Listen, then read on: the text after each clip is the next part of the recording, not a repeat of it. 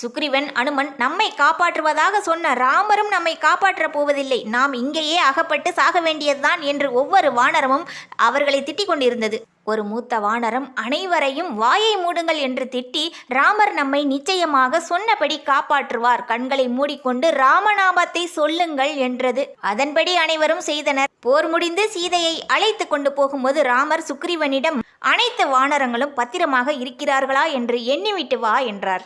உடனே சுக்ரீவன் அனைவரையும் எண்ணிவிட்டேன், ஆனால் 1000 சிங்களிகர்களை மட்டும் காணவில்லை என்றார். மறுபடியும் என்ன சொன்னார், அதே எண்ணிக்கை வந்தது. உடனே அனுமனை அழைத்து கொண்டு போர்க்களத்திற்கு சென்று தேடினார்கள், கிடைக்கவில்லை. உடனே பக்கத்தில் இருக்கும் பெரிய மணியை பார்த்து அனுமனை தேட சொன்னார். அனுமன் தன் வாளால் எடுக்கும்போது சிங்களிகர் ராமரை தவறாக பேசியதால் அவரிடம் மன்னிப்பு கேட்டனர்.